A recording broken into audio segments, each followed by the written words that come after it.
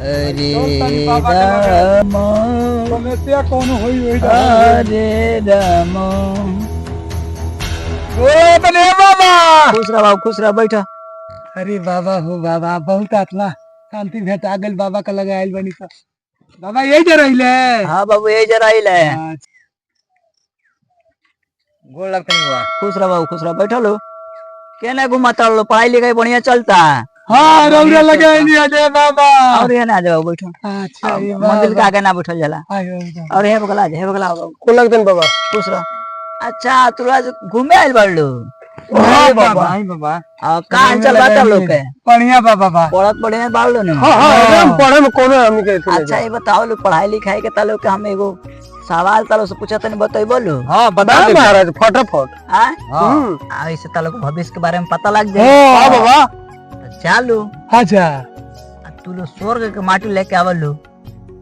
ठीक बाबा। अच्छा हो ये हां प्रिंसिपल साहब नहीं की। हां के पिताजी होई। हां अरे ज्ञानी होई बाबू।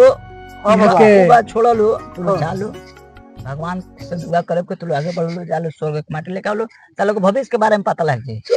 कितना अच्छा पढ़ाई करे बढ़ लो। के माटी ले आई। चल के चल स्वर्ग के माटी ले आई।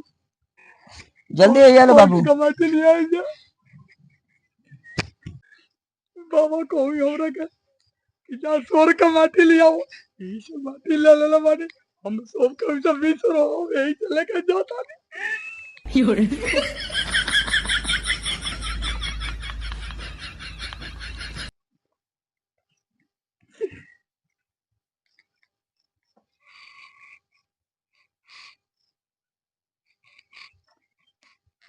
बाबा लिया दाली स्वर्ग का माटी लिया दाली।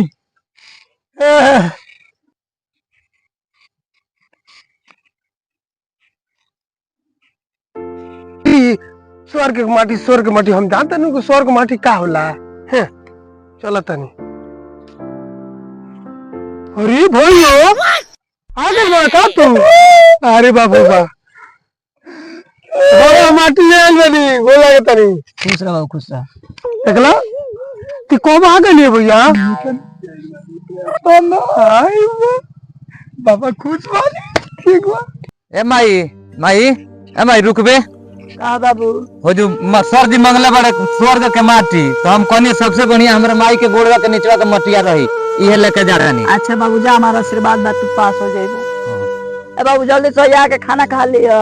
पहले हम ही चलतनी देखो तनी की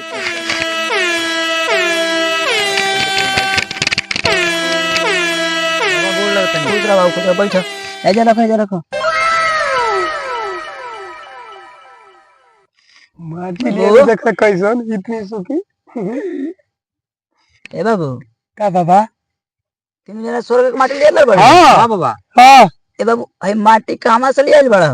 हई हां देवलवा ढोर लेनी। हां ओई में से उठा लेनी। अच्छा स्वर्ग बुझे नहीं घर। हां ओई से लगाई नहीं। हां स्वर्ग में से। ए बाबू हाय तू माटी कहां से लेके आइल बड़ा। हम अपना खेत में से माटी ले आइल बनी, यही से जोतल जाला बोल जाला अनाज मिलल तो खाइल जाला तब नहीं स्वर्ग होई। स्वर्ग मिलल से प्राप्ति होला। अच्छा बाबू बीस रानी ठीक बानी ढोर रह जाए हला ना। ए बाबू हां बाबा हाय तू कहां से ले बड़ा माटी। हम अपना माई के गोड़वा के नीचवा के मटिया ले ले आनी हई।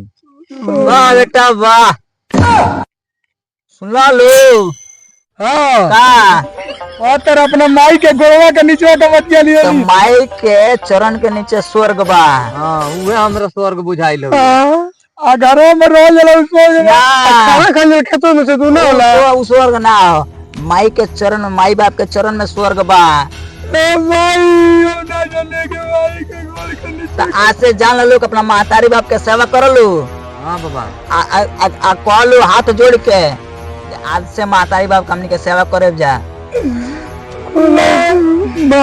भगवान माई बाप का गोड़ के नीचे का स्वर्ग हो और माई बाप का गोड़ के नीचे स्वर्ग। आज से पूजा करियो लो महतारी बाप। ठीक है बाबा। ठीक भाई माटी होने धो दो। हम महतारी बाप के पूजा कर ले हाँ बाबू, मातारी बाप ही तारा खातिर देवी देवता सब बा। ठीक बा बाबू, यही तरह रहे के चाहिए, यही तरह संस्कार चलो भैया। यही तरह पढ़ाई लिखाई में ध्यान दे बाबू। भैया कहीं पास हो गए ना, चलो। ठीक बा, तू लोग पास हो जे, लोग घबरा लो मत, मातारी बाप के सेवा कइल जाला।